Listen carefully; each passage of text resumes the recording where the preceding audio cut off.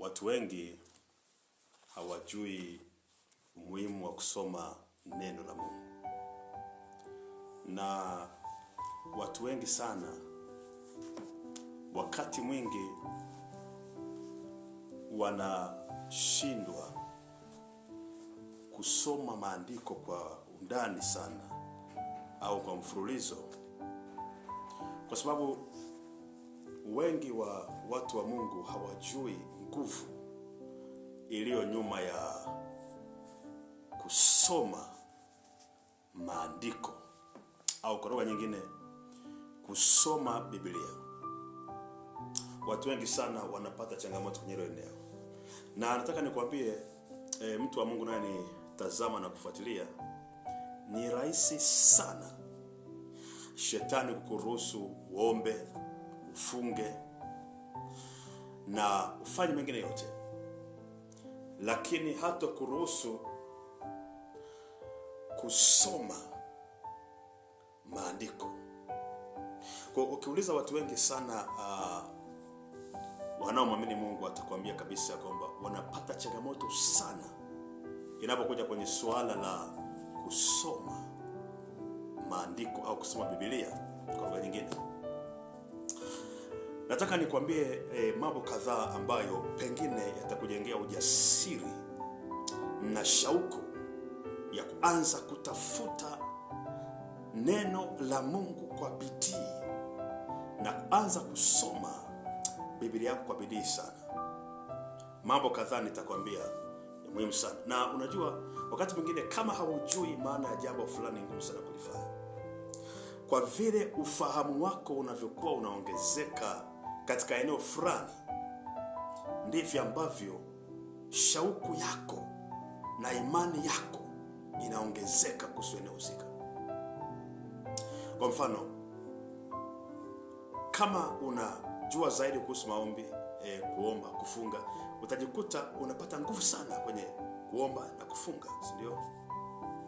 Au kama unafahamu sana kwenye ile eneo, utajikuta imani yako inaongezeka sana.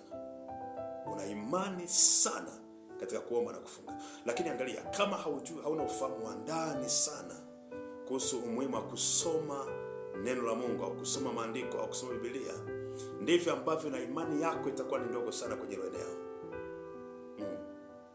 Na ndio eneo nyeti mama linalozaa vitu vingine, lakini ndio eneo imara na msingi ambao unabeba maeneo mengine sana katika kutembea na Mungu.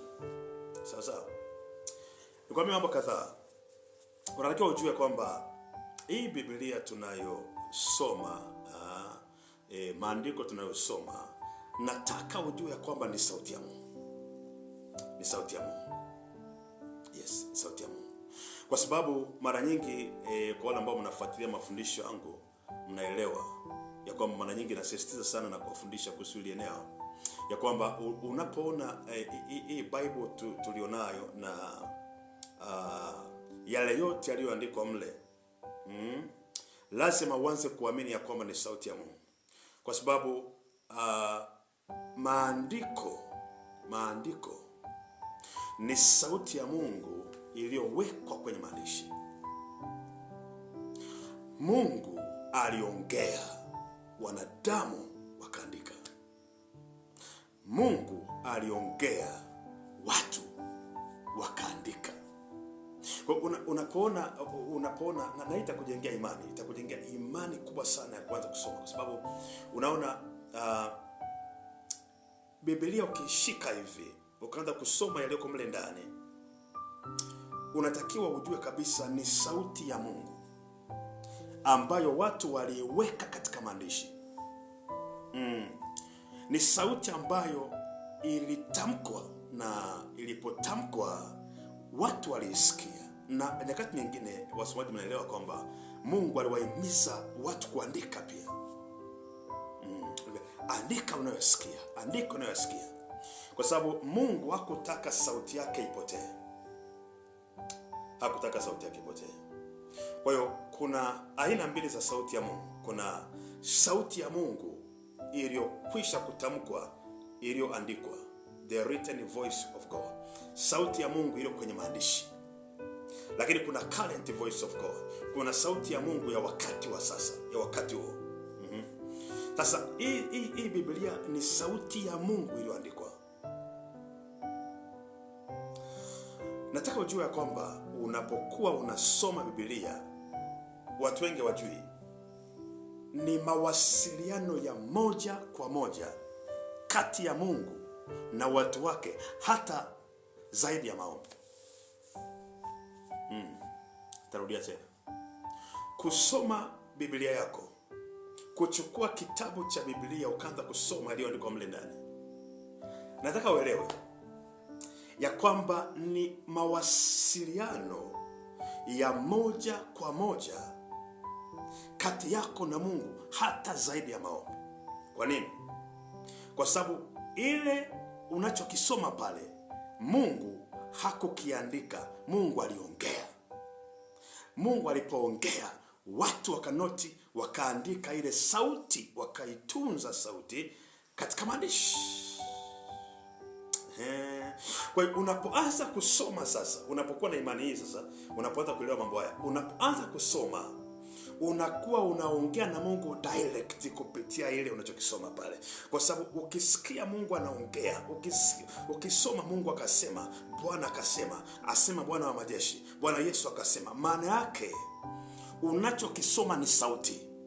It is a clear voice. Hello, unasikia vizuri? Maana yake unachokisoma saa ile, it is a clear voice, na sauti ya Mungu haipotei, inaishi vizazi na vizazi. Narudia tena, nataka nisitize hilo eneo, pengine itakusaidia sana. Utaanza kuwa na shauku ya kusoma neno la Mungu. Nisikilize. Ukichukua Biblia yako, sawa, ukaanza kusoma, maana yake, angalia, maana yake unaanza kuongea na Mungu, au unaanza kumsikiliza Mungu anaongea. Ndio maana ukianza kujifunza haya mambo kwa imani hii, utaanza kuwa serious sana na utaanza kujiandaa sana unapoenda kusoma Biblia yako. Utaanza kujiandaa kwa maombi, utaomba Roho Mtakatifu aseme nawe, kwa sababu unachoenda kusoma si maandishi, ni sauti. It is a voice. Kwa unaenda kumsikiliza Mungu. Mara nyingi nimeona watu wanaenda kufunga na kuomba ili kumsikia Mungu. Na challenge, sijasema kama ni vibaya. Hello. Ya kwamba mtu ataenda kufunga na kuomba, kwa mfano, anasema Mungu sema na mimi.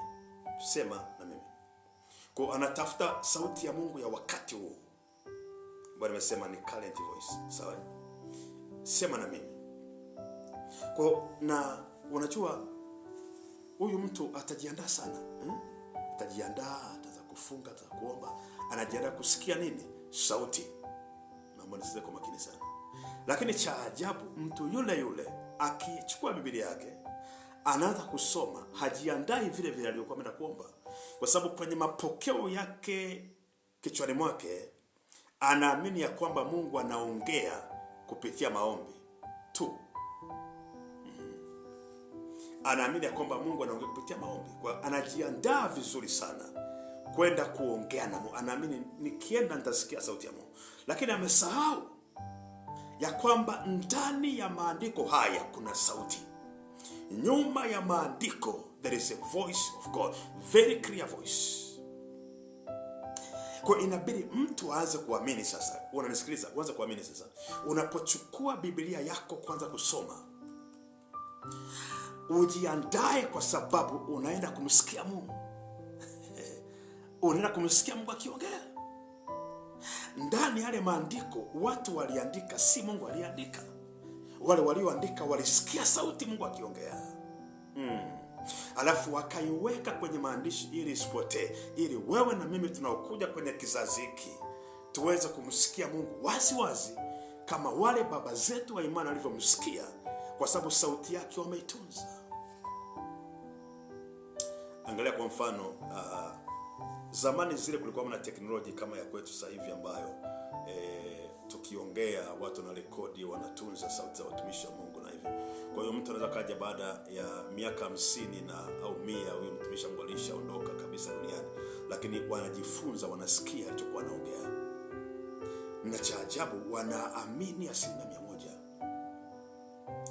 Nisije kwa makini sana, lakini hawawezi kuchukua Biblia wakaamini, kwa sababu wakati huo kulikuwa hamna nini? Kulikuwa hamna videos, kulikuwa hamna cameras kukamata matukio video, au kukamata sauti, vinasa sauti, kwa hamna, si ndio? Kwa kile kilichokuwepo zaidi ilikuwa ni kuandika. Haleluya. Kwa inabidi ujue ya kwamba unapoenda kusoma Biblia yako, kuna watu walisikia Mungu akiongea,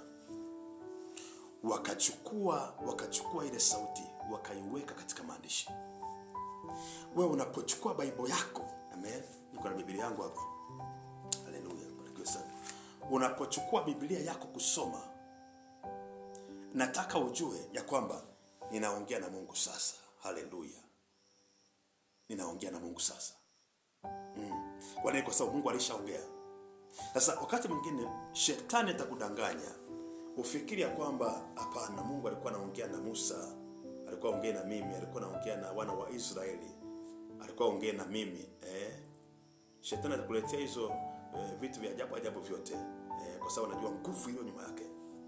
Tuna alikuwa anaongea na Paulo, sio mimi. Alikuwa anaongea na Wakolosai, alikuwa anaongea na Wakorinto, na nimesikia mara nyingi watu wanasema hivyo. Lakini nisikilize, unafikiri kwa nini Mungu aliruhusu wale watu waandike? Na nimekuambia wakati mwingine Mungu aliwaambia watu, andika mnayosikia. Unafikiri kwa nini Mungu aliruhusu waandike? Aliruhusu waandike kwa sababu alijua hii sauti inatakiwa itunzwe kwa ajili ya vizazi vijavyo. Hii sauti inatakiwa itunzwe kwa ajili ya generation ya kuja. Bwana Yesu asifiwe sana. Kwa hiyo Mungu alikuwa anawaambia wa document ile sauti kwa njia ya maandishi, ili vizazi vinavyokuja visikie the same voice kama alivyosikia wao. Ndio Bible inasema kitabu cha Walumi sura ya 4. Haleluya. Ngakubariki sana, naamini unabarikiwa sana. Walumi sura ya 4, angalia, nitasoma haraka kuanzia mstari wa 18, lakini lengo langu ni mstari wa 23 na 24. Wanisome haraka. Anasema, naye aliamini kwa kutarajia yasiyoweza kutarajiwa, ili apate kuwa baba wa mataifa mengi. Kama ilivyonenwa, ndivyo utakavyokuwa uzao wako. Yeye asiyekuwa dhaifu wa imani alifikiri hali ya kufa, alifikiri hali ya mwili wake ulio katika kufa, akiwa amekwisha kupata umri wa miaka 100, na hali ya kufa ya tumbo la sala.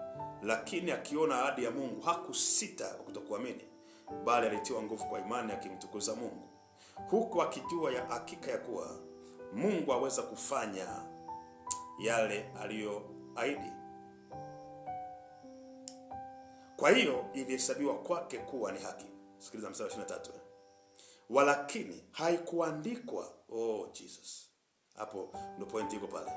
Lakini haikuandikwa kwa ajili yake tu kwamba ilihesabiwa kwake, bali na kwa ajili yetu sisi mtakaohesabiwa vivyo hivyo, sisi tunaomwamini yeye aliyemfufua Yesu Kristo Bwana wetu. Haleluya. Kuna jambo la muhimu sana kwenye mstari nimesoma. Anasema hizi ni habari za Ibrahimu. Huyu mtu alimsikia Mungu, alimuita, akaitika, akamwelekeza, akaongea naye, akamwambia atakufanya uzao wake kuwa mkubwa. Tunajua story nzima ya Ibrahim. Lakini angalia, anasema kwamba Mungu alimhesabia haki kwa sababu ya imani yake. Alafu anasema haya mambo yote ambayo Mungu aliongea na Ibrahimu yaliandikwa. Sawa? Na yale Ibrahimu aliyofanya, aliyojibu, aliyoongea yaliandikwa. Na anasema haya mambo hayakuandikwa kwa ajili yake Ibrahimu, yaliandikwa kwa ajili yetu sisi tutakaohesabiwa haki vile vile kama yeye, tukimwamini Mungu kama alivyofanya Ibrahimu. Angalia, anasema haya mambo hayakuandikwa kwa Ibrahimu kwa sababu Ibrahimu alisikia wakati huo. Haikuwa na haja ya kudokumenti kile kitu. kwa sababu Ibrahim mwenyewe alisikia, akaongea na Mungu, Mungu akaongea na yeye. Lakini anasema imeandikwa ili sisi nasi tusikie vile Mungu aliongea na Ibrahim.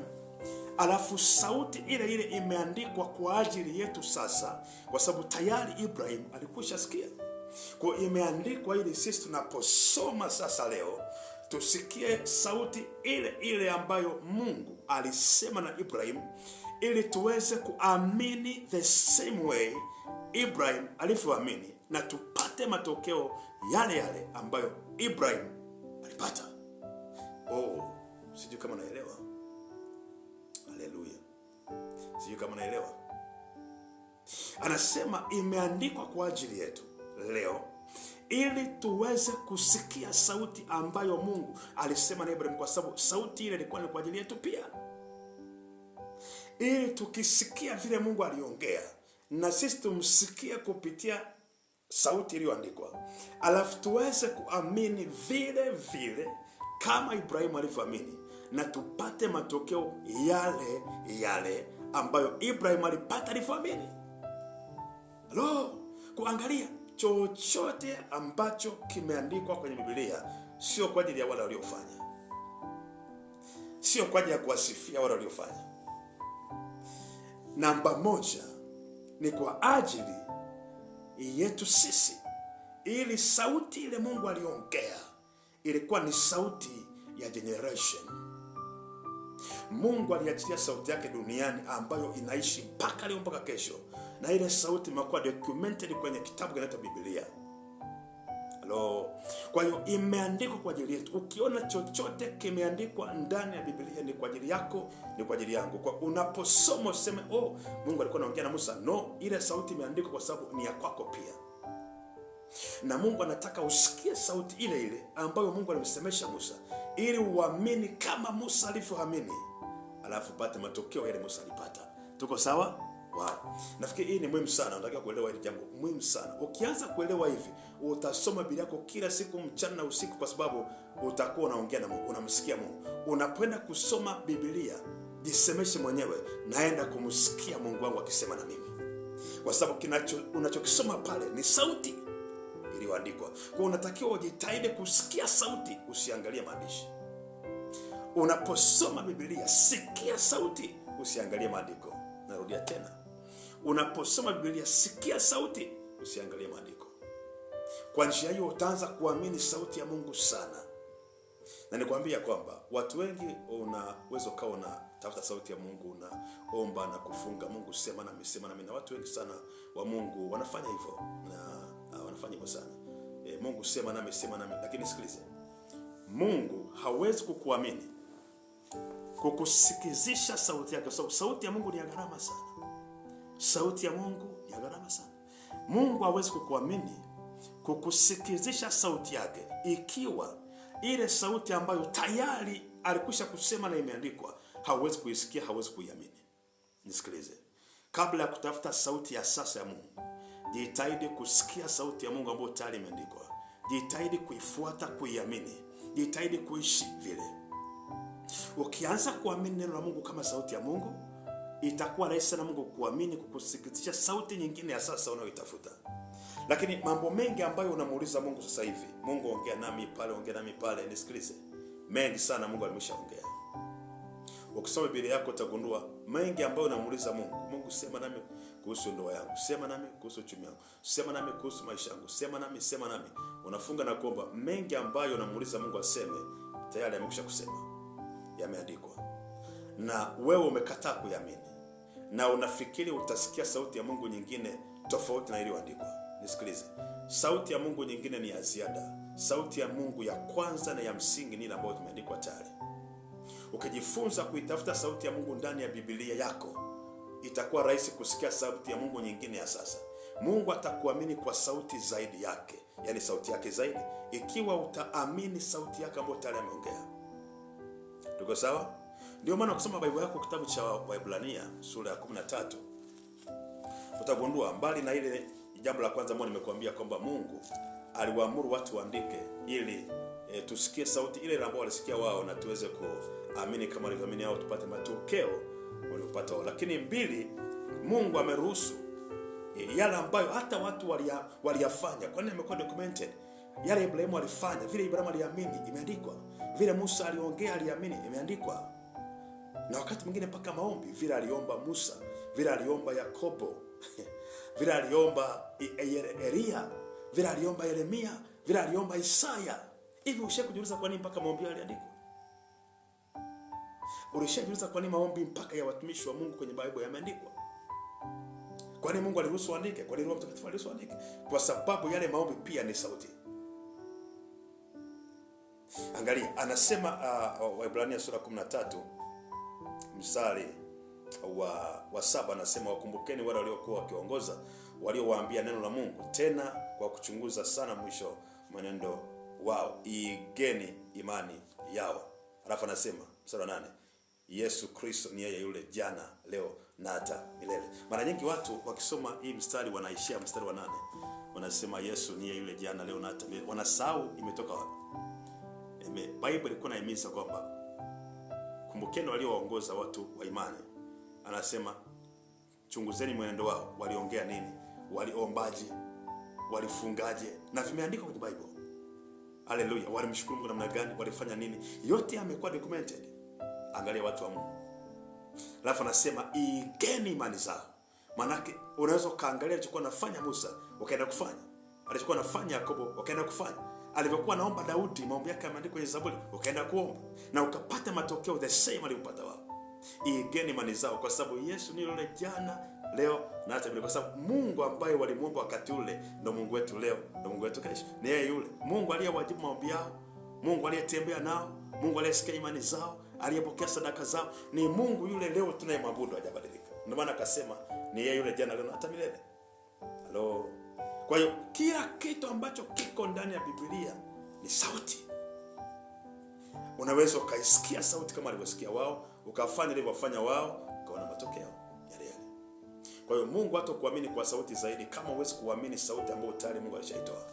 Na iko imezagaa kila mahali, iko ndani ya Biblia. Anza kuamini sauti ya Mungu ndani ya Bible kuanzia sasa. Hiyo ni level nyingine. Ni level ya juu kabisa unapoanza kuisoma Biblia kama sauti. Unapoanza kuisoma kama sauti. Tena wakati mwingine ni tofauti na unaposoma vitabu vyetu kama watumishi wa Mungu. Tofauti kabisa. Kwa sababu mtumishi wa Mungu anapokuwa anaandika kitabu, anakuwa aongei. Of course anaanza kwenye spirit yake, lakini anakuwa aongei live. Lakini kilichoandikwa kwenye Bible ni sauti ambayo kabisa Mungu alideclare, Mungu aliongea, Yesu aliongea, Mungu alitamka, watu wakaandika. Kwa it's a clear voice. Iko hapo. Ni swala la kwanza kuamini, na utaona Mungu akitembea nawe kwa namna isiyokuwa ya kawaida sana. Mungu akubariki sana. Nikutakie wakati mzuri. Endelea kujifunza, endelea kusoma neno la Mungu.